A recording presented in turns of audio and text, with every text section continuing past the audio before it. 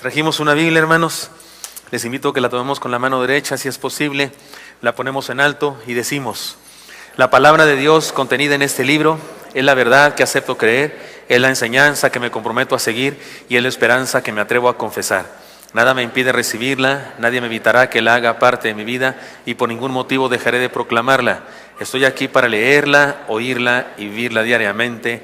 Amén. Dos cuestiones nos mueven, hermanos, para los sermones de este mes. En primer lugar, estamos en el mes de la Biblia. Los evangélicos declaramos este mes el mes de la Biblia. Y en segundo lugar, estamos celebrando 500 años de la Reforma Protestante, que coinciden perfectamente con esto del mes de la Biblia, porque en la Reforma Protestante uno de los valores, uno de los logros de esta reforma fue justamente poner accesible la Biblia a la gente común. Antes de eso la gente no la leía, no estaba en su idioma y además estaba prohibido que se leyera. Las reuniones religiosas, los rituales religiosos se hacían en un idioma que la gente desconocía y la gente no entendía más que lo que podía captar del simbolismo que se llevaba a cabo. Pero la reforma religiosa, entre otras cosas valiosas, fue que puso la Biblia accesible, y no solo eso, sino que puso pasión en el ser humano, en las personas, para estudiar la Biblia, para leer la Biblia y para encontrar en ella la verdad y para descubrir que es la única regla de fe y práctica para nuestra vida.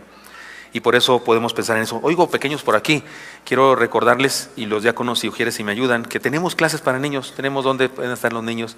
Yo creo que no va a ser adecuado para ellos estar aquí porque el mensaje no fue preparado para ellos tan pequeños, pero allá tenemos un mensaje preparado para ellos en las clases y sería mejor, mamá, papá, es mejor que su niño vaya allá, y si no pudiera ser así, es mejor que usted y su niño se pierdan el mensaje, a que no todo su sector alrededor de usted se lo pierda, ¿verdad? Porque por la distracción. Muy bien. Estamos estudiando entonces todo este mes que la palabra proclame. Leamos solamente 2 Timoteo 4, 2, versículo 2. Está en la pantalla, si lo leen conmigo por favor. Solo el versículo 2 dice así: que prediques la palabra, que instes a tiempo y fuera de tiempo. Redarguye, reprende, exhorta con toda paciencia y doctrina. ¿No estaba tal vez para ustedes antes? Lo leen conmigo ahora, sí está. Dice así: que prediques la palabra, que instes a tiempo y fuera de tiempo. Redarguye, reprende, exhorta con toda paciencia y doctrina. Amén. El mensaje, si debe tener un nombre, hermanos, es este: el tesoro que cautiva la mente. Está basado en 2 Timoteo 3, 14, 17. Siguen siendo palabras de Pablo. Ahora capítulo 3, versículos 14 y 17. El versículo que leímos anteriormente es el lema de todo el mes. Pero déjenme le leo ahora, me siguen con su vista, el texto base para este sermón. Pero persiste tú en lo que has aprendido y te has persuadido, sabiendo de quién lo has aprendido, y que desde tu niñez has conocido las Sagradas Escrituras, las cuales te pueden hacer sabio para la salvación por medio de la fe que es en Cristo Jesús. Toda la Escritura es inspirada por Dios y útil para enseñar, útil para la enseñanza, para la reprensión, para la corrección, para la instrucción en justicia, a fin de que el hombre de Dios sea perfecto, enteramente capacitado para toda buena obra. No es la versión 60, por eso estaba yo chutándome la versión que me sé de memoria. Pero ya notaron ustedes que es otra versión. De cualquier manera es un texto fácil, es un texto sencillo. La verdad es que no tiene nada profundo que descubrir o alguna cosa que tengamos que ir al idioma griego. Valdría la pena hacerlo para entender algunas palabras, pero básicamente está clarísimo. Hay que leer la Biblia, hay que estudiarla, hay que dejar que nos transforme, que nos cambie, etcétera, etcétera. No es uno de esos pasajes como los de Romanos en los que Pablo escribe cosas que después de leerlo decimos: ¿qué?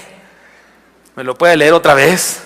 Porque no entendimos ni papa en una primera lectura. No, este es bastante sencillo, es un texto manzanas, te lo comes entero, nomás lo lavas y te lo comes entero.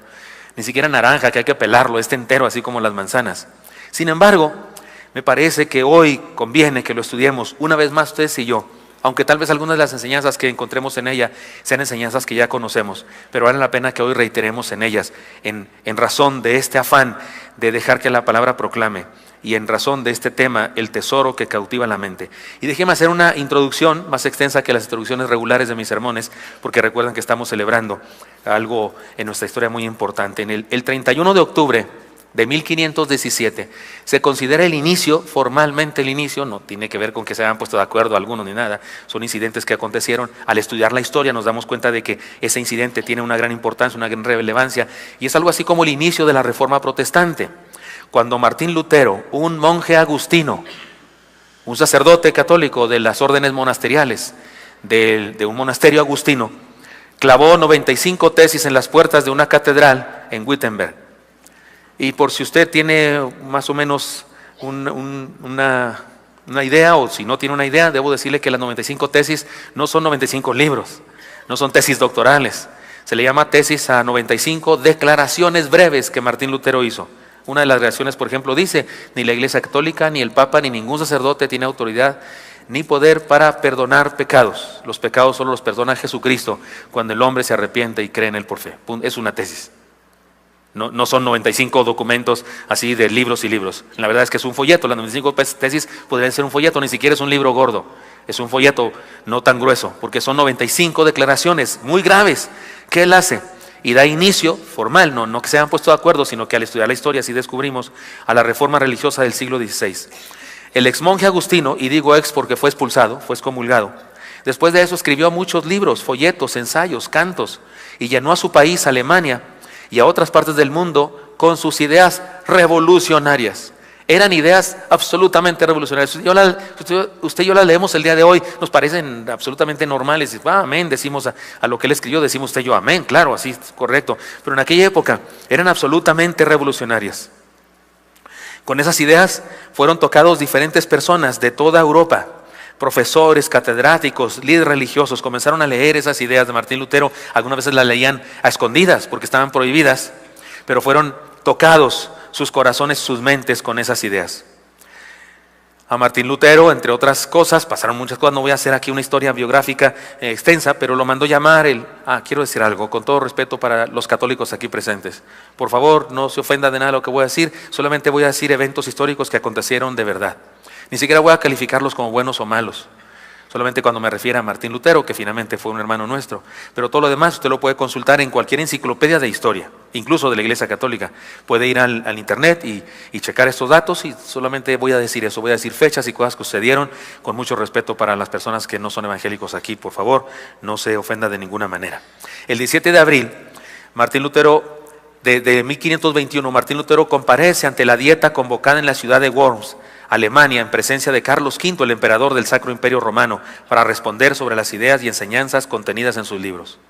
Intentaron que fuera a Roma, lo invitaron a Roma para discutir ahí con algunos teólogos. Martín iba a ir, su corazón pastoral, su corazón deseoso de compartir sus ideas, iba a ir, pero uno de sus consejeros, el abad de su monasterio, que fue uno de los primeros convertidos, le dijo: no vayas, ¿qué te pasa? ¿No te acuerdas de fulano de tal y de perengano de tal y de fulano? Personas, los pre-reformadores se les llama. Otras personas que tenían ideas reformadoras antes de Martín Lutero. ¿No te acuerdas qué les pasó? ¿Qué les pasó? Los mataron. Fueron asesinados. Algunos de ellos fueron quemados como herejes. Algunos fueron asesinados en el camino rumbo al lugar. Ni siquiera se supo dónde eran enterrados. Y le dijeron: no vayas. Y él dijo: mejor que vengan de allá para acá. Y tuvo una discusión con un teólogo que supuestamente era muy sabio y que iba a hacer pedazos a Martín Lutero. Y resulta que Martín Lutero era más listo que él y lo hizo pedazos a él. Pero finalmente se le convoca a esta dieta, que es una especie de reunión en donde Martín Lutero era el acusado y lo iban a interrogar. En aquella época el poder político y religioso estaban juntos. Así es que Martín Lutero había señalado errores de la iglesia, había denunciado vicios, inmoralidades de los líderes religiosos de más alto nivel, había explicado con la Biblia en la mano los errores doctrinales que se enseñaban en aquella época. Y para la mayoría de las personas, Martín Lutero era un hombre muerto. Es un hecho que era un hombre muerto. La gente ya no discutía si moriría o no, discutía nomás en qué fecha moriría. Y la quinela estaba del mes que viene para acá. ¿Sí me explico? O sea, todos pensaban que moriría muy pronto. ¿Recuerdan? Les he contado esta historia porque incluso se tuvo que ver con mi familia y conmigo, con mi esposa y conmigo, cuando me entregó este anillo a mi esposa, justamente este que traigo. Martín Lutero, cuando ya había sido excomulgado y demás, ya no creía que los líderes religiosos tenían que ser célibes. Y entonces, pero era grande, ya no era ni más 30, era más. Y había una mujer de su movimiento que había sido también religiosa, monja, y todos sabían que se gustaban. O sea, eso de que se gustan y son novios, como dicen los jóvenes, se gustan y son novios. Y todos sabían eso, pero él no se lanzaba, y un día ella le dijo: como debe ser. Le dijo: Martín, todo el mundo sabe que usted me quiere, que yo lo quiero. ¿Cuál es el problema? Y ya sabemos la libertad que hay en Cristo por lo que hemos aprendido en la palabra. ¿Qué espera? ¿Por qué no me dice nada? Y él le dijo algo muy romántico pero muy duro. Le dijo: ¿qué le ofrezco? Soy un perseguido. La gente apuesta de si me matan hoy o me matan mañana. Soy un perseguido. Me odian, miles de personas me odian. Por mis ideas y lo que he dicho he causado un problema político, social en el mundo. ¿Qué le ofrezco? Que un día entren a mi casa y lleguen hasta mi cuarto y delante de usted me maten. ¿eso le ofrezco? Ella le dijo, pues yo le ofrezco a usted que para que lleguen a su cuarto tendrán que pasar por encima de mi cadáver. Órale. Con eso uno sí le dice que sí, ¿verdad? Fácil. Pues le dijo que sí el amigo. Era difícil, pero este es Martín Lutero. Todo el mundo sabe que es hombre muerto. Ese 17 de abril le pusieron enfrente todos sus libros, panfletos, folletos, sus 95 tesis. Le pusieron enfrente y le dijeron 2 preguntas. ¿Usted escribió esto? Segunda pregunta, si lo escribió, ¿se arrepiente?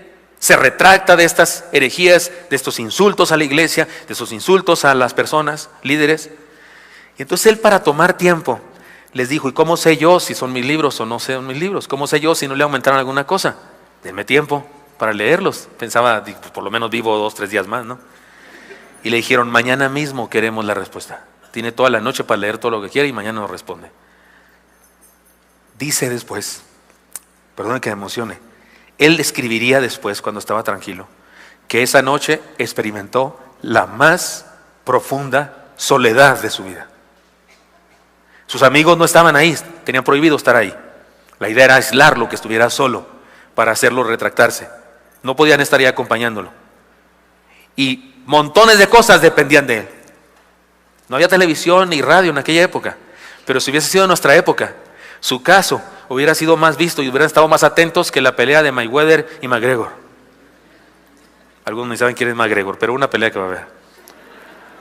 ¿O qué quiere de Pacquiao y Márquez? ¿O de qué quiere de Mayweather mismo y el Canelo? ¿O los que son viejos como yo, de Cassius Clay y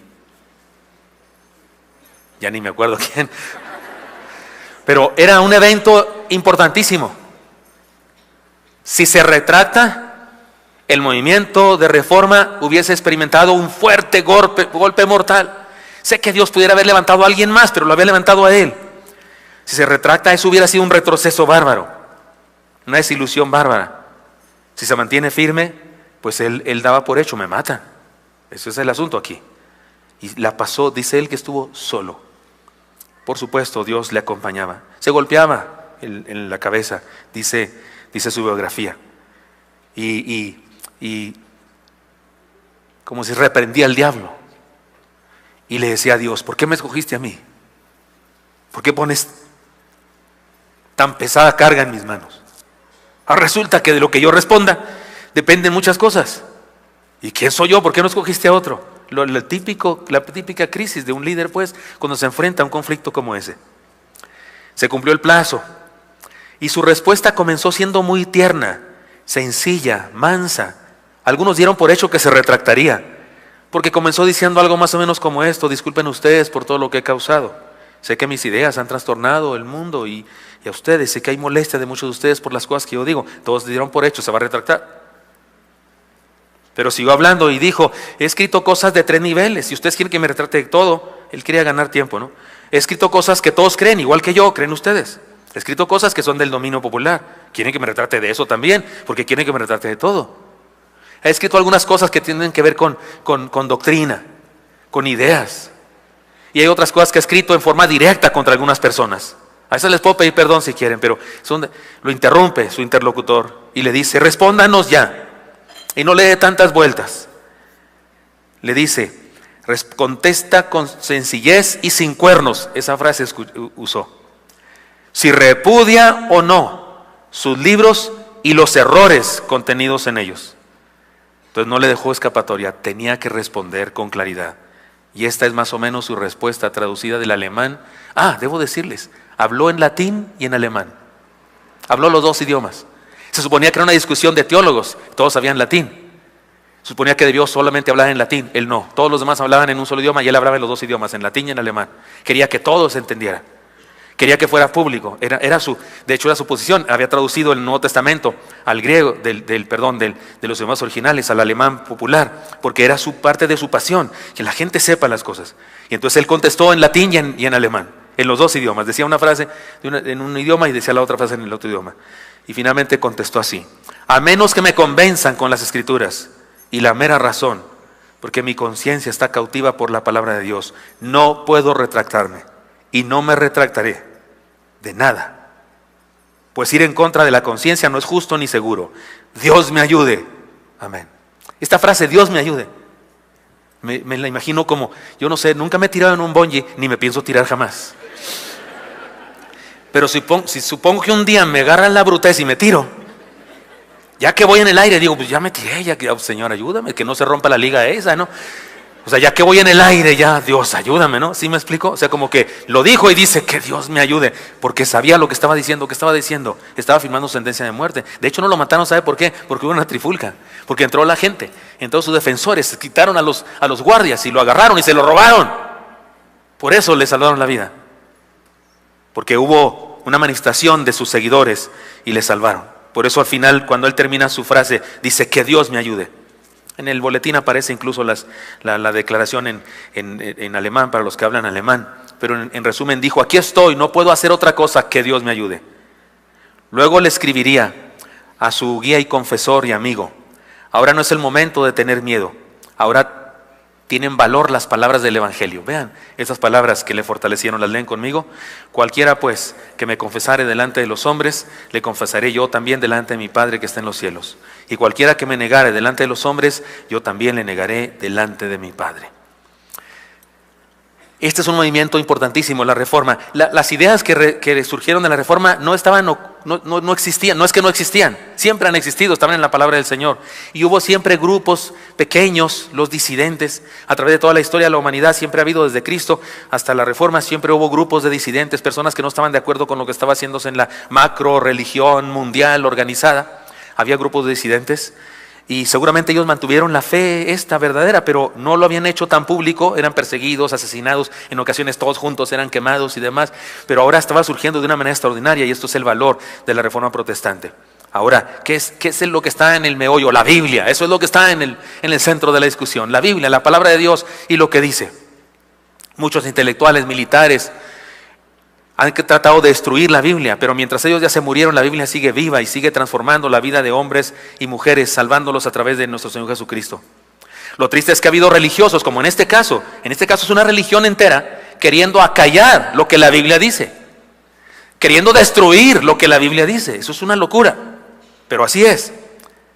Pero sabe una cosa, no reprochemos demasiado eso, porque cada vez que usted y yo tenemos la Biblia ahí guardada, empolvada, llena de arañas tal vez, y no la usamos, hacemos lo mismo, estamos evitando que hable, estamos evitando que sea proclamada, que fluya y que su mensaje de gracia a través de Jesucristo, por supuesto, fluya para las nuevas generaciones. Es que sigue siendo el mismo problema el día de hoy entre nosotros.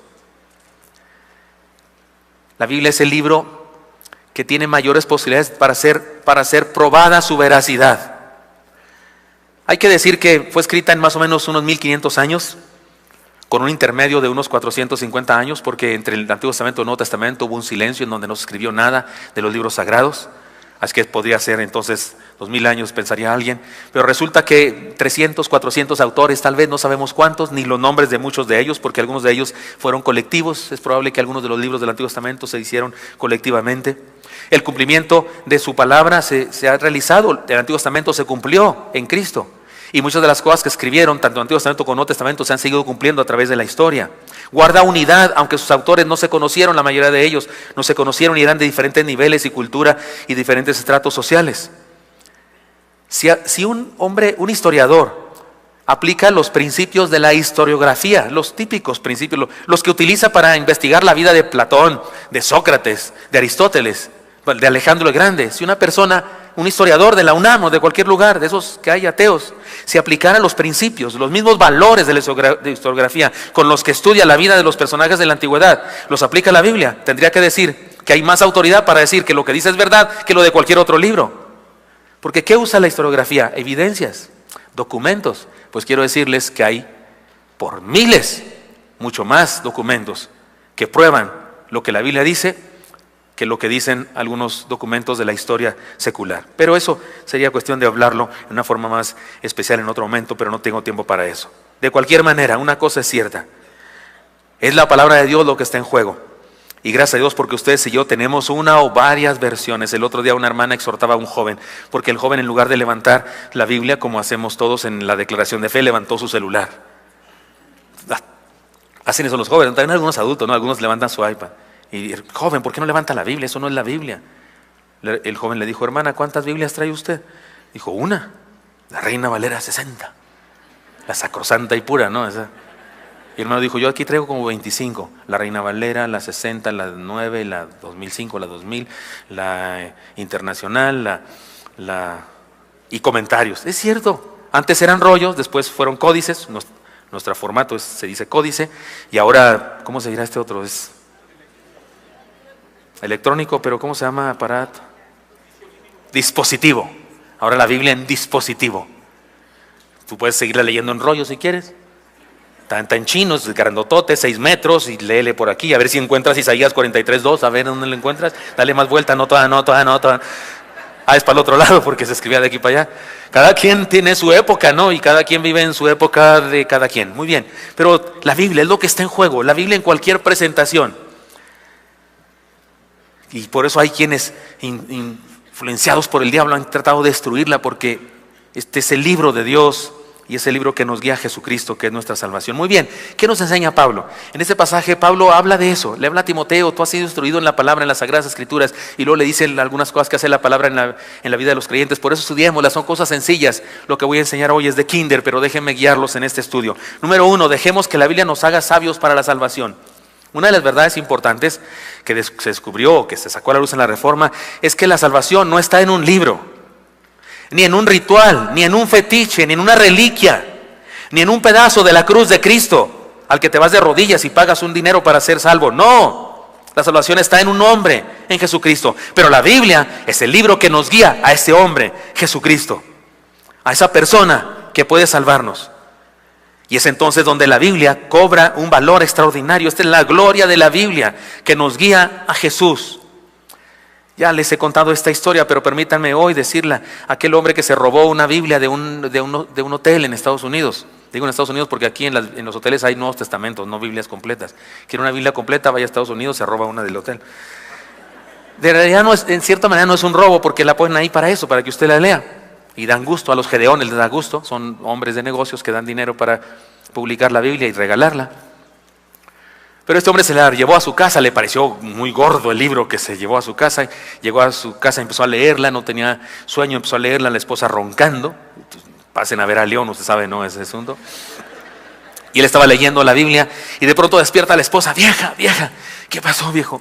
Este libro dice que tú y yo estamos equivocados. Ah, sí, está bueno, duérmete pues ya. Siguió leyéndola otro día, está leyendo y de repente tiene una iluminación y le dice, vieja, ¿qué? Este libro dice que tú y yo estamos perdidos, no solo equivocados, perdidos.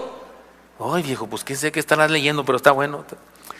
Días después vuelve a leer un trozo en la madrugada y la despierta bien gozoso. Vieja, ¿qué quieres, hombre? Este libro dice que tú y yo tenemos esperanza. Hay salvación. Esto es lo maravilloso de la Biblia. Ciertamente nos presenta nuestro problema. Nos presenta un espejo donde nos vemos lo mal que estamos, pero también nos presenta la oportunidad de salvación. El mismo libro que les había revelado que estaban condenados, es el mismo libro que les reveló el medio para ser salvos. Esta es la gloria de la Biblia. Ahora bien, cuando nos encontramos en Cristo, por la palabra del Señor, la Biblia no ha terminado su labor en nosotros, no, sino que se inicia un proceso de santificación que bien puede definirse como Pablo le dijo a Timoteo, le dijo que te puede hacer salvo para la salvación. O sea que la Biblia, seguimos leyéndola después de habernos salvado en Cristo Jesús por la gracia, por haber creído en Él, y la Biblia nos hace sabios para la salvación. ¿Qué es la idea? Nos hace aptos para andar en ese camino de la salvación. Pastor, por más que me esfuerzo, no logro ser santo, vuelvo a caer en el mismo pecado y otra vez, y le digo a Dios que no, y me avergüenzo, y hago mandas cristianas, porque hay mandas cristianas. Esas que dicen, si me sanas, te prometo dar un diezmo. Si me bendices, no es como manda, no es como querer convencer a Dios, sobornarlo a Dios, así como que te conviene que yo sea bueno. Entonces, cámbiame.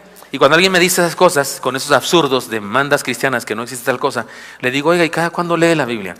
¿Cada cuándo la estudia? ¿Tiene vida devocional? ¿Ora al Señor? ¿Es lo primero que hace por la mañana? Ir a Dios, lo saluda, abre su palabra. Y me ve así como con cara de Drácula cuando sale el sol, ¿no? Como que no sabe qué le estoy preguntando. ¿Qué es eso? ¿Cómo que qué es eso? ¿Cómo quieres andar en el camino de la salvación cuando no lees la palabra, que es lo que nos puede hacer sabios para la salvación? Leer la palabra transforma nuestra vida. No solamente el asunto intelectual del conocimiento formal, de saber las cosas, sino en el asunto de la aplicación y la vivencia de las cosas. Por eso no me gustan mucho los estudios bíblicos, esos típicos que nos vienen del otro lado y los traducimos, que nos hacen preguntas como esta. No, lea Juan 1:12, mas a todos los que le recibieron, los que creen en su nombre, les dio potestad de ser hechos hijos de Dios. Y luego te preguntan, responda brevemente, a los que creen en su nombre les dio potestad de ser hechos, rayita, de rayita. Tú estás, hijos, sí, hijos de Dios. ¿Eso para qué? Eso es buscar palabras como crucigrama, buscar palabras, transportarlas de aquí para acá. ¿Y eso qué? Me gustan más los cursos de discipulado que nos hacen preguntas. ¿Qué hubieras hecho? ¿Qué haces tú? ¿Qué hubieses hecho si estás presente cuando Jesús tomó a un niño pequeño y dijo, si no se hacen como un niño de estos humilde y tú eres un orgulloso, te crees mucho porque eres empresario o porque eres líder de no sé qué, de este puño si se ve, de algún partido, lo que sea. Y de repente ves que Jesús toma a un niño pequeño. En aquella época se despreciaba a los niños, se pensaba que no tenían autoridad, eran propiedad privada de los padres. Un padre podía golpear y hasta matar a un hijo y no había problema. Y Jesús toma uno en los brazos y dice, si no se hacen como uno de estos. Jesús dijo, en el mundo, entre los gobernantes, se ejerce poder los unos con los otros, pero entre vosotros no será así. Dijo, entre vosotros, el que quiera ser mayor debe servir a los demás como el menor. Y luego tomó a un niño, dijo, si no se hacen como un niño de estos que creen en mí. Yo le preguntaría mejor a la persona, ¿qué hubieses dicho ahí? ¿Qué hubieses dicho? ¿Qué hubieses hecho cuando Jesús estaba comiendo y de repente llega una prostituta, una ramera? Y con sus lágrimas le lava los pies. Y se los seca con sus cabellos. ¿Qué hubieses hecho? La pregunta que hacen los estudios esos así muy intelectualoides es esto. ¿Con qué lavó los pies de Jesús una ramera? Lágrimas, con sus lágrimas. ¿Con qué se lo secó? ¿En la casa de quién estaba? Y pues ahí está, bruto, porque me contestas, lee tú mismo. Perdón. O sea, eso de transportar conocimientos. No, pregúntate, ¿qué hubieses hecho? ¿Qué harías si estás frente a Jesús y te dice eso? ¿Qué harías cuando Jesús estaba lavando los pies de sus discípulos y llega a Pedro y Pedro le dice, no, a mí no me los lavas, ¿cómo que me los lavas tú a mí? Y Jesús le dice, pues si no me dejas lavártelo no tienes parte conmigo en mi reino. Y Pedro dice, no, lávame todo entero. ¿Se acuerdan? En lugar de decir que se puso Jesús en la cintura para lavar los pies de sus discípulos, una toalla. Conocimiento nomás formal, no, vivencia. La Biblia entonces, hermanos míos, nos hace sabios, nos puede hacer sabios para la salvación cuando la experimentamos en nuestra vida. Deja que la Biblia te haga sabio para la salvación. En segundo lugar, dejemos que la Biblia nos enseñe. Timoteo era un varón adulto, más 30, más 40, más 30 todavía, ¿no? Entre 20 y muchos y 40 y pocos, ¿verdad, hermanos? Más 30, directores de los más 30. Timoteo era un adulto y había nacido en un hogar donde se le enseñaba la Biblia, el Antiguo Testamento. Pero la Biblia no había terminado con él todavía. Nunca terminamos de aprender de la Biblia. Por eso Pablo le dice que siga estudiándola. Si alguien cree que ya sabe todo lo suficiente, además de tener la vista muy corta, tiene un concepto muy superficial de la vida cristiana. Ya hemos advertido que en este mundo relativista, como en el que vivimos actualmente, la gente se enorgullece de decir, cada quien tiene su verdad. Esta es una idea que deja abierta una puerta a una perversión bárbara para el ser humano. Ahora resulta que todos los caminos llevan a Dios y eso es mentira. Jesucristo dijo, yo soy el camino, la verdad y la vida, me acompañan en lo que sigue y nadie viene al Padre si no es por mí. Con todo respeto, no es a través de Buda, ni a través de Mahoma, ni a través de San Gilberto Virgen y Mártir, ni a través de San Juan Bailón, ni San Bicicleto, a través de nadie. Es solo a través de Jesús. Ni es a través de un ritual, ni es a través de una declaración, ni es a través de ungirte con aceite y declarar cosas, cancelar una maldición generacional. No, es a través de Cristo. Cree en Él. Cree en el Señor Jesucristo y serás salvo tú y tu casa, le dijo el apóstol al carcelero de Filipos. Pero en este mundo en que vivimos, Él nos enseña eso, que cada quien tiene su propia verdad. Ciertamente hay cosas relativas en el mundo, por supuesto que sí. Incluso hay cosas de moral relativa. Por ejemplo, en África, que las mujeres anden con los pechos cubiertos es una inmoralidad, andan con los pechos al aire. Por eso cuando un misionero hace algunos años fue a predicar el evangelio allá, aunque era doctora su esposa, los indígenas de ahí la tribu no iban con ella, porque la consideran una mujer mala. Y hasta que el marido aprendió el idioma de ellos, le dijo, ¿por qué no dejan que mi esposa los vea? Ella es doctora, los puede ayudar. No, porque no sabemos cómo estás casado con una mujer tan mala. ¿Cómo que mala? Sí, pues ¿cómo que se cubre los pechos? Imagínate tú. ¡Qué inmoralidad!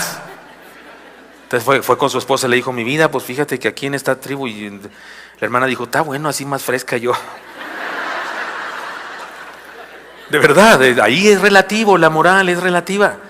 Pero no tiene, porque Dios nos hizo desnudos, pero hay las cosas fundamentales de la fe, no son relativas. Es que yo creo en esto y yo creo en aquello, pues qué bueno que crees en una piedra, en un mono, en un algo, pero qué bueno, en energía, en chakras, en ajos, ¿son los que espantan los vampiros los ajos? No. Sí, ¿verdad? Y la mala suerte, ¿no? Y en piedras de cuarzo, ¿no trae su cuarzo usted por ahí? Y en la magna cruz magnética y en la pirámide de Keops, hay gente que se fabrica una pirámide de Keops y ahí duerme todo el santo día, ¿no? Ahí, o se pone ahí a meditar, revuelven una cosa con otra, y es lo que pasa en nuestro mundo, un revoltijo bárbaro. Pero no, la Biblia tiene valores absolutos, cosas fundamentales que debemos ustedes y yo mantener, creer. Y de repente en el mundo evangélico hay cada cosa. Viene un joven conmigo, pastor, leí el Código Da Vinci. ¿Ya lo leyó? Es viejísimo, ya pasó de moda, amigo. Pero es que confrontó mi fe, confrontó tu fe, la novela de ficción de un tipo. Casi todo lo que dice es mentira. Incluso lo que dice de los mosaicos ahí en París, en la plaza, no sé qué, él acepta eso. Yo inventé eso. Lo inventé para hacer una novela de ficción. Se hizo millonario. ¿Sabe por qué? Por culpa de eso. Como le puso tinte religiosa al asunto, causó una conmoción en el mundo y ahora hay personas creyendo que de veras Constantino, un emperador romano que se convierte después al cristianismo, es el que creó el Nuevo Testamento y el que creó la imagen de Jesús tal como la conocemos y un montón de cosas. Y de repente hay quienes incluso cristianos son confrontados en su fe. No tendríamos por qué ser confrontados en nuestra fe si conociéramos de verdad, si leyéramos, estuviéramos como Martín Lutero, con nuestra mente cautiva por este libro. No habría fuerza que nos hiciera temblar en lo absoluto. Creer en la Biblia tiene que ver con un acto de fe, pero también tiene que ver con un acto de razón. El cristiano debe tomar esa decisión de fe y esa decisión también de razón, porque la Biblia no es racionalista, pero sí es razonable. Sí es razonable, por supuesto. Nuestra fe no es irracional. Nuestra fe no estaba. Alguien me dijo que la fe era como un agujero así oscuro y que te tiras creyendo que allá, así me dijo mi primo. Haz de cuenta que yo te digo, tírate y yo voy corriendo allá abajo y te cacho. Eso es fe. Le dije, no, pues entonces no tengo ni tantita fe, man. Porque a ti creerte que llegues tan rápido, no, hombre, no. No, la fe no es irracional. No, Señor. Hasta ahí se puede hacer silogismos con la fe, ¿no? Hay un mundo creado, entonces hay un creador. ¿Cómo surgió todo eso? Si nadie lo hizo.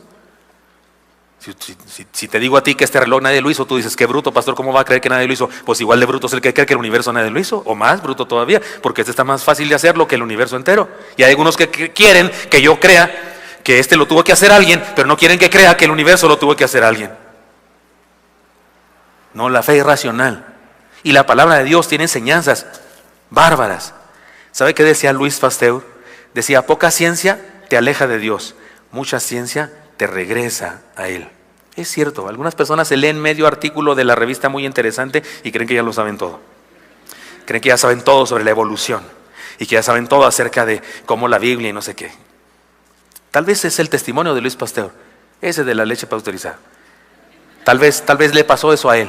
Comenzó a estudiar la Biblia, comenzó a estudiar la palabra y tal vez comenzó a decir no la Biblia, perdón, comenzó a estudiar la ciencia. Y comenzó a decir, caray, aquí esto es así, y esto no me lo enseñaron en la iglesia, esto no me lo dijo el pastor. Y tal vez tuvo tentación de alejarse, pero cuando estudió más y más, entonces descubrió a Dios detrás de todo cuanto existe. La Biblia es la palabra de Dios y en ella está la verdad.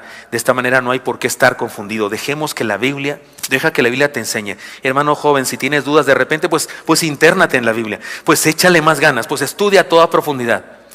El domingo en la despedida del hermano Elí, yo dije algo que tal vez algunos no conocieron por completo porque es algo local de mi familia. En alguna ocasión estábamos discutiendo en la casa, hablando acerca del arca de Noé y de las evidencias posiblemente científicas del arca de Noé y esas cosas, y cómo pueden caber en un arca tantos animales. Y Isaac y yo decíamos que tal vez no eran animales adultos, que tal vez eran pequeños, en lugar de pensar en 2 elefantotes, pues a lo mejor 2 elefantitos.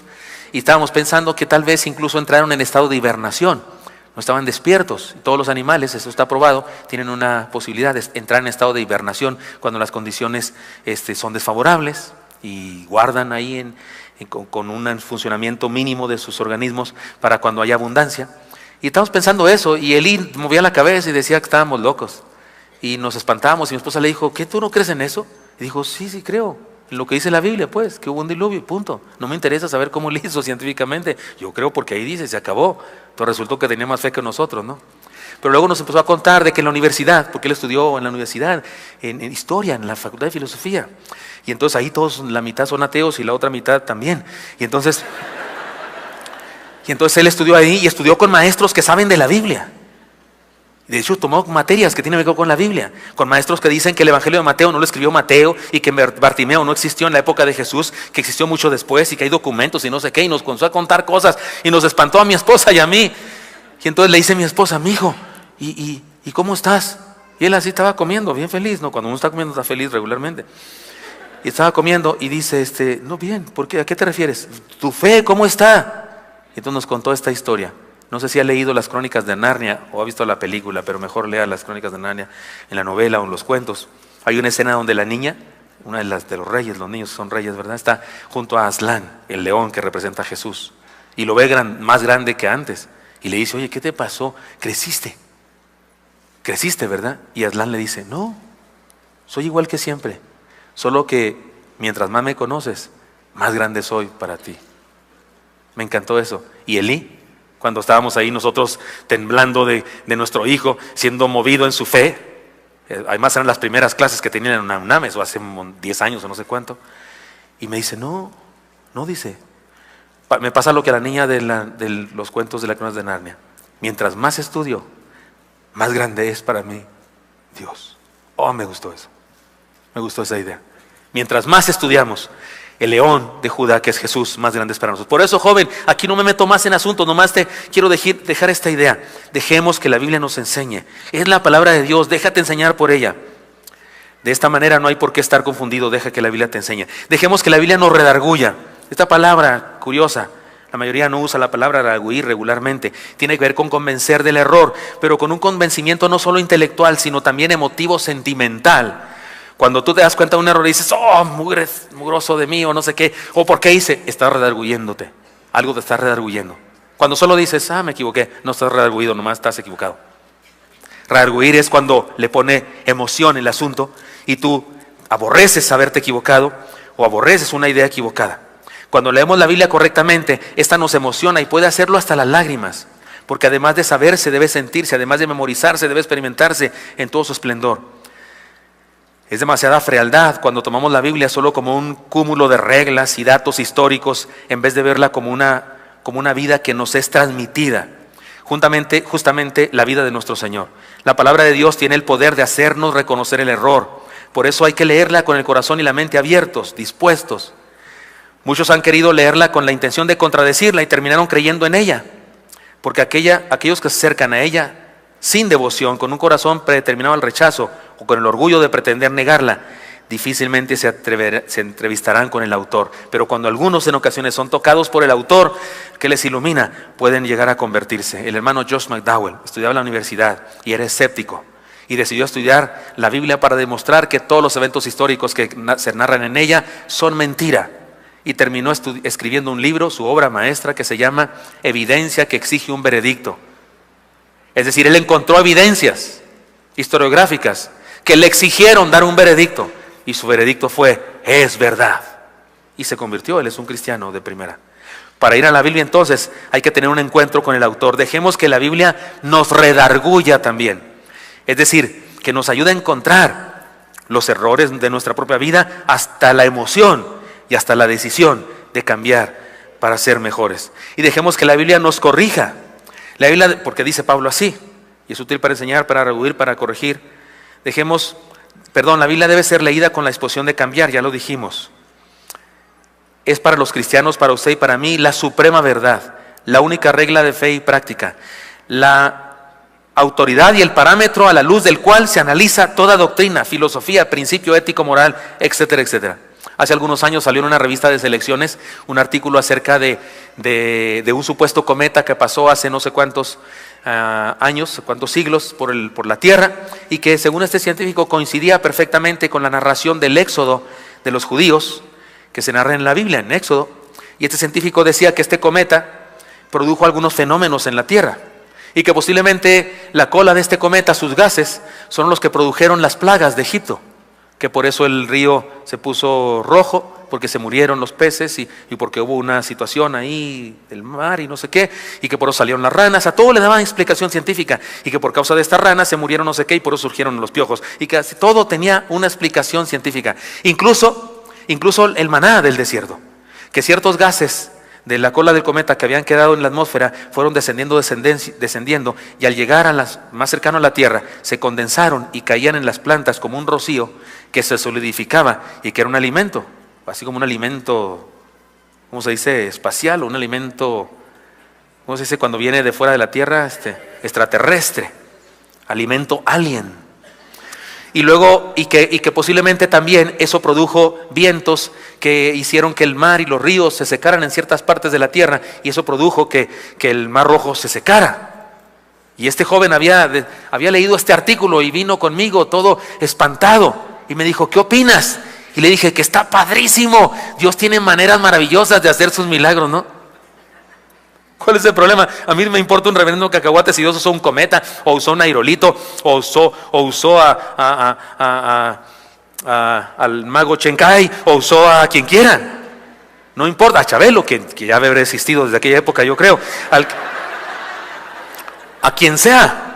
¿Qué me importa si fue un cometa o si fue lo que sea? El asunto es qué sucedió. Y qué coincidencia que cuando Moisés le hizo así, pasó el cometa, ¿no? O sea, me importa un comino.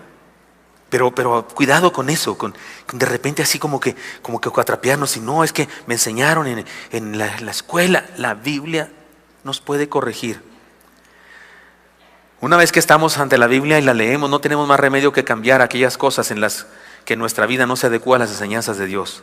Podemos decir entonces que la Biblia trae juicio, ya que una vez que sabemos la verdad, no tenemos pretexto para no vivirla. Algunos tienen como autoridad suprema para definir la verdad su propia opinión, y no hay más. Esto es lo que más abunda. Así creo yo, y hazle como quieras. Así creo yo, es mi manera. Otros tienen la experiencia. Si funciona un asunto, creen en eso. Algunos tienen otro libro, o la tradición, o la historia, o lo que diga su mamá, o su tío el pastor, o el obispo. Los cristianos tenemos la Biblia. Para los cristianos nadie es infalible, ningún pastor es infalible, ni los que ya murieron ni los que están vivos, menos el que habla. Ni los libros de los pastores y teólogos son infalibles, solo la palabra del Señor. Por eso cambiamos, por eso ustedes y yo vamos evolucionando. Les he contado del hermano Juan Carlos Navarro, aquel que se le quemó su casa y eso, que estamos orando por él. El hermano es mi hijo espiritual y yo le enseñé los principios de la fe cristiana. Él ahora es pastor y un día prediqué en su iglesia, y cuando terminé de predicar fue y me dijo, oye, estoy confundido. ¿Por qué? ¿Eso que dijiste? ¿Qué no te gustó? Sí, pero cuando yo era niño en Cristo tú me lo enseñaste exactamente al revés. Dije, pues perdóname. ¿Qué te perdono? ¿Lo de ahorita o lo de antes? Lo de antes. O sea, ¿ya no crees como antes? No, ya no creo. O sea que lo que me enseñaste antes era mentira. No exactamente mentira, pero no era verdad. ¿Por qué digo que no era mentira? Porque yo no creía que era mentira, ¿sí me explico? No se lo dije mintiendo. Se lo enseñé creyendo que era verdad. Por eso, a eso me refiero, pero no era verdad. Ahora creo diferente. Fui al seminario, estudié la palabra del Señor, aprendí cosas, a estudiar la Biblia y he llegado a conclusiones diferentes. ¿Cuál es el problema? Me avergüenza decir que he enseñado cosas equivocadas, pero me avergüenzaría más decir que sigo enseñándolas así. Por eso usted y yo no terminamos. Por eso la Biblia sigue corrigiendo nuestra vida. Somos el pueblo de un libro, dejemos que la Biblia nos corrija. Además, dejemos que la Biblia nos instruya en justicia. Esto de instruirnos en justicia tiene que ver con hacernos diferentes personas de las que éramos antes de entender la palabra de Dios, por supuesto. La transformación de los seres humanos está en proporción directa con la penetración de la palabra de Dios viviente en nuestra vida. Nadie podría ser el mismo después de estar frente a la palabra del Señor. Mire, en el ambiente educativo, en el ambiente de la pedagogía, se evoluciona también, cambian los métodos de educación y esas cosas. Años atrás, el perfil o el asunto del meollo de la educación era ¿qué debe saber esta persona? Y lo que debe saber hay que metérselo con todo. Se decía antes que la letra, ¿cómo decían hermanos de antes? La letra con sangre entra. Mi suegra dice, que yo creo era con cinceles y piedras donde se escribía en aquella época, bueno, mi suegra dice que ella aprendió a escribir así, M-A-Ma, M-A-Ma. Sí, también ustedes aprendió de eso, porque entonces es como de la edad de mi suegra, unos 300 y pico de años. Porque la pregunta era, ¿qué debe saber este médico para ser médico? Pues anatomía, y pues hay que chutarle todo eso, y pues rácatelas. Lo bombardeaban de conocimiento. Después vinieron otros psicólogos, pedagogos y nos dijeron, no, espérense, no solo debe saber cosas. La pregunta no es qué debe saber para hacer eso, la pregunta es qué debe hacer. El ingeniero, ¿qué va a hacer el ingeniero? El doctor, ¿qué va a hacer el doctor? Porque eso que va a hacer hay que darle competencias. Y surge en el mundo, fue una revolución bárbara hace algunos años, ya muchos, la educación por competencias. Hay que enseñarle a hacer cosas. Para enseñar a hacer cosas hay que darle conocimiento, pero el meollo no es qué debe saber, el meollo es qué va a hacer, qué debe hacer, y le enseñamos. Pero ¿sabe una cosa? ¿Sabe cuál es la más alta, el más alto método o la más alta pedagogía, la más profunda enseñanza que hay? La de Jesús. Y ya lo están descubriendo los pedagogos ahora, pero es la de Jesús, ahí ha estado por siempre. Jesús nunca se preguntó, ¿qué deben saber estos? Ya les voy a bombardear de doctrina. Jamás se preguntó, ¿qué deben hacer estos? Ahí les voy a enseñar a hacer las cosas. ¿Sabe qué se preguntó Jesús? ¿En quién se deben convertir estos? La pregunta de la pedagogía no es qué debe saber o qué debe hacer, la pregunta es ¿quién debe ser este? En una escuela de medicina, los maestros deben preguntarse, ¿quién debe ser este para ser un doctor?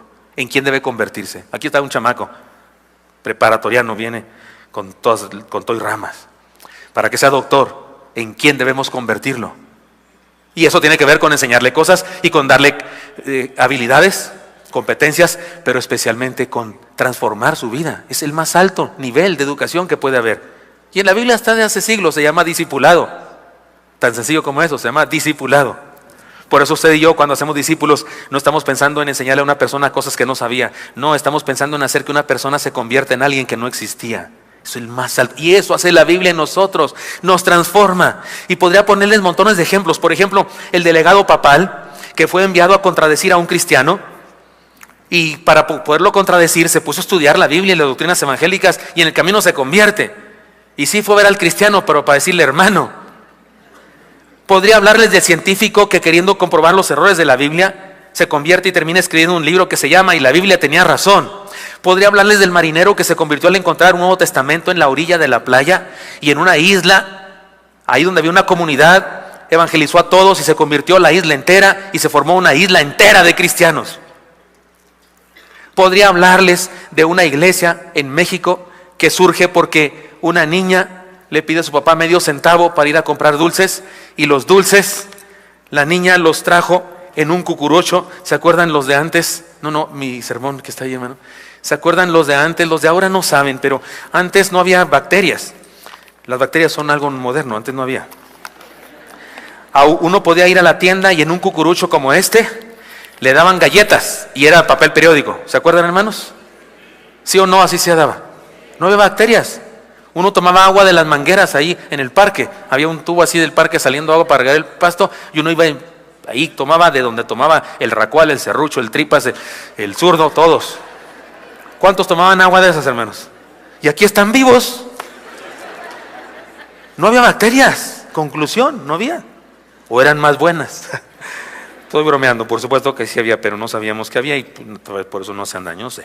Pero la niña iba y traía dulces en un papel como este cucurucho, y el papá se le hizo curioso porque decía por aquí unas palabras y ¿quién es el hombre para que tengas de él memoria? El hijo del hombre para que lo visites. Y fue leyendo, mija, a ver, ve, tráete otro medio centavo, había medio centavos de dulces, y fue y le trajeron otro, y aquí decía otro, porque somos ovejas de tu prado. Y ya le trajeron otro que no coincidía con lo que seguía y dijo, mejor voy. Y fue y le dijo al tiendero, oiga, ¿de dónde le está dando a mi hija esos papeles? Aquí un libro que tengo para dar, de desperdicio, para hacer cucuruchos. ¿Me lo vende? Pues si quiere. Se lo vendió en una Biblia. Y este hombre se convierte.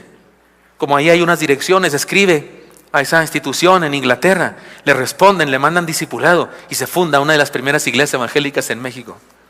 Les podría hablar del colportor. Los primeros colportores que vinieron a los primeros evangelios en México fueron colportores, un holandés, un inglés, Santiago Jique se llamaba él, y muchos americanos, y vinieron acá, vendían Biblias, en una mula, en un caballo, cargaban maletas, y lo que hacían es llegar a las casas y vendían un libro a las gentes. Un día un colportor, saben la historia de la mayoría de ustedes, lo agarraron unos cuatreros, y amenazaron con matarlo, y sacaron su maleta y no traía más que libros, pensaban que traía algún otro tesoro, dijeron, ¿qué hacemos? Lo quemamos. Pero el líder de la pandilla, que no sabía leer, le dijo al que sabía leer de la pandilla, a ver, léelo. En la historia que escribí ahí dice otra versión del mismo asunto, no sé cuál de las dos es exacta, pero no importa, el asunto es el mismo y la misma idea. Pero le dice a uno, léenos algo. Y el tipo que sí sabe leer, agarra la Biblia y dice, pues le voy a leer aquí, me encontré una página donde dice un padre de familia tenía 2 hijos y el menor de ellos le dijo, dame la parte de mis bienes que me corresponde. Y se fue y vivió lejos. ¿Se acuerdan de la historia? El hijo pródigo. Y el pandillero, cuando leyó la historia, casi llora y dice, ese no lo quemes, guárdalo. A ver, agárrate otro. Agarró otro libro y empezó a leer. Dijo, a mi pastor, nada me faltará, en lugar de dedicados pastos me haré descansar. Después de leerlo todo le dijo, ese también está bueno, no lo quememos, guárdalo. Luego agarró otro libro y leyó allá donde dice, si yo le sé lenguas humanas y angélicas y no tengo amor, etcétera, etcétera. Y dijo el líder de los cuatreros, no los quemes tampoco. El colportor lo dejaron libre, sin sus maletas, pero lo dejaron libre finalmente. Y un día entró cansado a una pequeña reunión de cristianos en una casa de un hermano de las primeras iglesias evangélicas en México. Esto estamos hablando antes de la Reforma. Y fue ahí con la esperanza de vender algunas Biblias ahí, conseguir algún dinero para seguir adelante en su viaje de colportor. Y el que estaba predicando de pronto interrumpió su mensaje y dijo, no puedo seguir adelante, tengo que contarles algo. Cuenta cómo se convierte. Era el pandillero que había robado las Biblias y luego fue hasta el hombre aquel y dijo, este hombre, era ya anciano, se puso de rodillas ante él y le dijo, perdóneme usted, pero además de perdóneme, gracias. Leí sus libros porque aprendí a leer y después me di cuenta que era el mismo libro. Y después Dios me llamó para ser predicador del Evangelio y muchas gracias porque usted no hizo ninguna otra cosa más que bendecirnos y orar mientras lo insultábamos y cuando lo golpeamos. Y podría seguirles contando aquí historias de cómo la Biblia, cuando ha llegado al corazón de las personas, las transforma. Podría contarles de Facundo Cabral, amigo de mi hermana Ada. ¿Dónde está hermana Ada? Amigo de mi hermana Ada, no la veo, acá está. Que siendo alcohólico, un día un misionero americano le leyó el Sermón de la Montaña. Y decía Facundo Cabral, me permitió conocer al carpintero de Belén que inició la fiesta de mi vida. Así decía, lo decía en privado y en público en sus conciertos.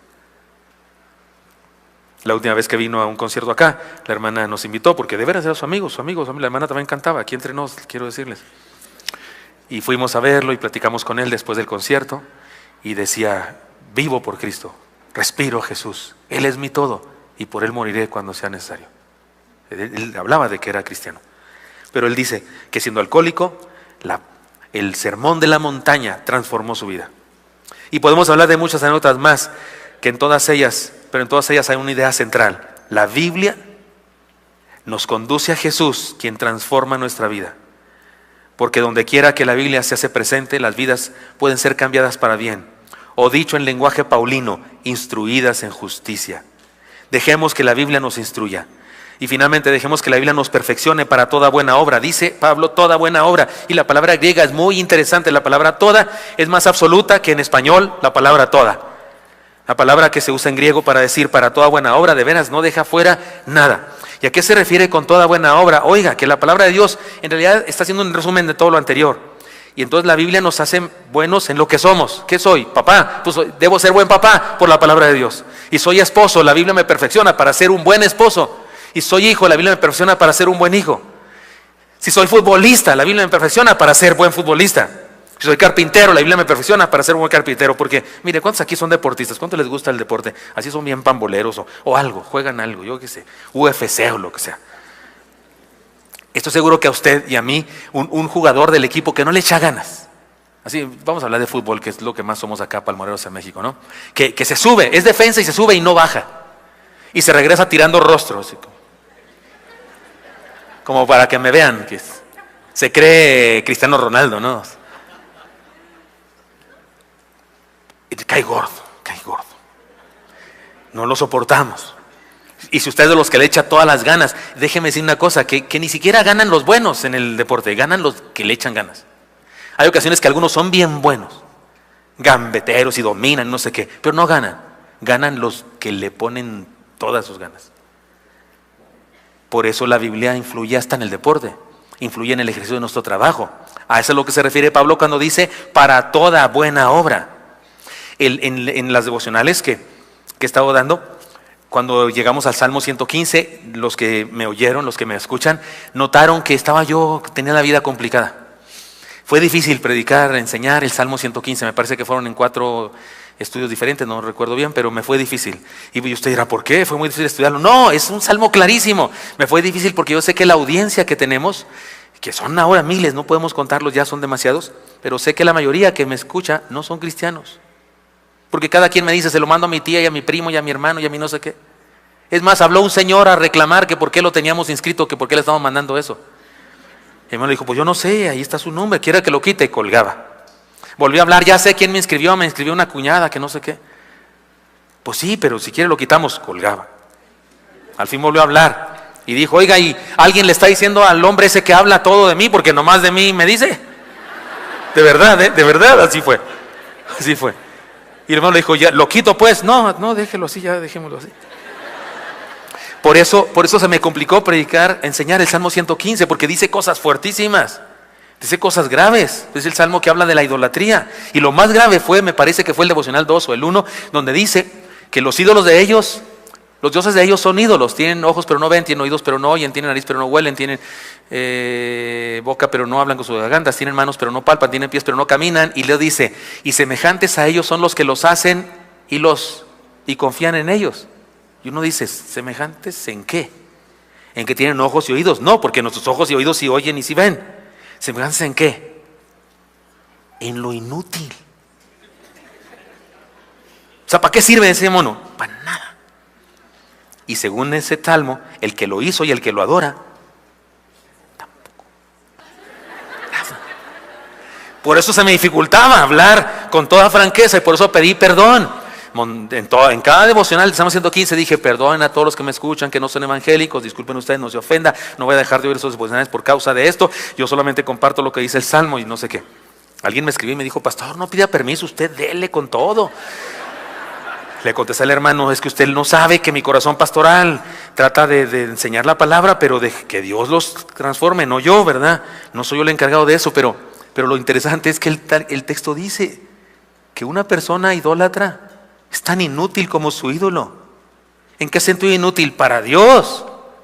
No sirve para lo que fue creado, para creer en Dios y para cumplir una misión en la tierra. Pero Pablo dice que por la palabra de Dios nos perfecciona para toda buena obra. Nos hace instrumentos útiles para hacer lo que venimos a hacer en la tierra, para servir al prójimo, para cumplir una misión, para dejar huella. Dejemos que la Biblia nos perfeccione para toda buena obra. Muy bien, tengo un desafío para nosotros, hermanos. Lo advertí desde el principio y ahora lo digo con más claridad. Sé que para la mayoría de ustedes no he enseñado nada bueno. Si acaso el asunto de la historia, si acaso alguna anécdota de las que conté, si acaso alguna de las anécdotas usted no la conocía. Pero las enseñanzas de Pablo en este texto claro y sencillo y fácil de interpretar, para la mayoría no dije nada nuevo. Pero ese no es el punto. El punto es si usted y yo somos gente de la Biblia. El punto es si usted y yo podemos decir como el gran reformador, es que la palabra de Dios tiene cautiva mi mente. Discúlpenme ustedes, compadres. Discúlpenme, amigo. Discúlpenme, maestro. Discúlpenme a quien sea que me está instruyendo. Discúlpame el libro que estoy leyendo. Pero mi mente está cautiva por la palabra de Dios, que me hace sabio para la salvación, que me enseña, que me redarguye, que me corrige, que me instruye en justicia y que me perfecciona para toda buena obra. Si no la estamos leyendo, si no tenemos vida devocional, entonces este es el meollo de este mensaje. No aprender hoy tantas cosas nuevas como en otros sermones, sino comenzar a vivir las que ya sabemos. ¿Qué debería surgir de aquí de nosotros? Debería surgir de nosotros estudiosos de la Biblia. No estoy hablando solo lectores de la Biblia, estudiosos de la Biblia. Que dediquemos un rato a solas con Dios y su palabra, que abramos la palabra de Dios, que tengamos un sistema, que veamos en orden. Voy a leer todo Filipenses y voy a leer ahora todos los salmos, o voy a leer ahora no sé qué. Así van a ser los devocionales que yo estoy dando. Son temas de la Biblia misma hablándonos. Yo no escojo el texto, el salmo que sigue, el salmo de mañana es el salmo 119. El salmo más grande. ¿Usted cree que lo voy a decir en un solo devocional? No, voy a usar todo el alfabeto, es un acróstico. El salmo de 119 es un acróstico. Cada porción del salmo comienza en el hebreo con una de las letras del alfabeto, Aleph, Bet, Gimel, las letras del alfabeto hebreo. Y voy a usar una letra por devocional. No voy a hacer el salmo 119 solo devocional, no. Es el salmo que más va a durar de todos. Usted agarra un sistema, se propone aprender versículos bíblicos de memoria cada semana, los escribe en algún lugar, los pone en algún sitio. Hay gente que me dice, pastor, no, mi mente de teflón, no se aprende nada. Yo leo y no me acuerdo de nada. Aprender versículos bíblicos es imposible, pastor. Yo le digo una técnica, perdonen, una técnica de niños, una técnica. Hermana, escríbalo en una hoja de máquina. ¿Cuál texto quiere aprender? El que sea, no sé. Jehová se manifestó a mí hace ya mucho tiempo diciéndome con amor eterno, te he amado. Jeremías, ¿no? Escríbalo con letra de cartelón, letra grande. Y acá ponga la cita, para que aquí lee el texto y acá la cita. Y póngalo en su televisión. Con un florero. O la foto de su esposo. Ahí. Y no vea televisión si no recita primero el texto y ve la cita. Que se acabó la Rosa de Guadalupe. Viene otro programa, no lo vea, no lo puede ver si no recita el texto y dice la cita.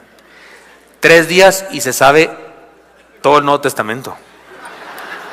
Digo, exageré un poco, pero por favor, joven, por favor, escribe textos bíblicos en tu teléfono y proponte, no actualizo mi muro si no leo este texto.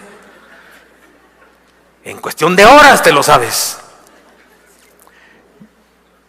¿Cómo se llaman esos estados? No hago ni un estado este día si no primero recito ese texto que me quiero aprender de memoria. Te lo aprendes fácil. Es cuestión de dedicarle tiempo, de proponerse.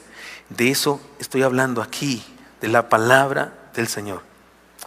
Nadie me ha llamado a mí a una dieta de worms, ni me están persiguiendo, ni existe riesgo de que me asesinen por creer lo que creo de la Biblia. Pero cada vez que prendo la televisión,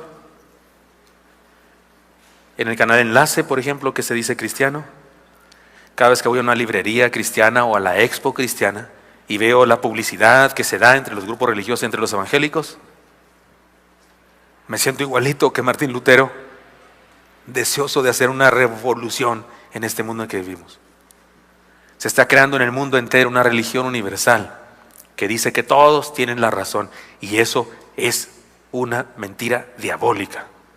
Solo en Cristo hay salvación. Nadie me persigue. No le puedo decir a mi esposa que no le tengo nada que ofrecer, ¿no? Aunque ella sí me ofreció este anillo, y cuando me ofreció este anillo me dijo, para que la diabetes te venza, tendrá que pasar por encima de mi cadáver. Lo que la pobre no sabía es que 2 años después de la diabetes me dio celiaquía. Y ahora pues me va a tener que regalar otro anillo, ¿no? Y así, si ahí la llevo, pues voy a llenarme de anillos la vida. Pero, hermanos míos, vivimos tiempos difíciles y la palabra del Señor debe ser sacada a la luz y debe ser lo que rija nuestra vida. Les propongo que seamos el pueblo de un libro, la iglesia de un libro, la iglesia que lee, estudia, medita esta palabra. Así decimos en nuestra declaración, ¿no es cierto? Hagamos realidad esto. Señor Santo, te doy gracias porque me das permiso de hablar con mis hermanos. Hoy, Señor, tú has querido hacernos meditar en estas verdades fundamentales de kinder de nuestra fe. Yo no sé qué no sabes tú, Señor. No sé de qué cosas nos conoces y sabes de lo que necesitamos hoy aquí nosotros. Pero te pido, Dios, el milagro de que mis hermanos y yo, los aquí presentes, en un amor absoluto por ti, Señor, y en un acto de obediencia también, podamos vivir en tu palabra, leyéndola, estudiándola, Señor, con profundidad. defendiendo lo que ahí nos enseñas, Dios. Vivimos tiempos difíciles y hay fuerzas, Dios, incluso dentro de las iglesias, tratando de desviarnos a la filosofía humanista. Nos acusan de intolerantes a los cristianos porque somos radicales como tú lo fuiste en tus enseñanzas. Pero ayúdanos, Señora, a nadar a contracorriente, a vivir a contracorriente y vivir tu palabra y enseñar tu palabra a las nuevas generaciones.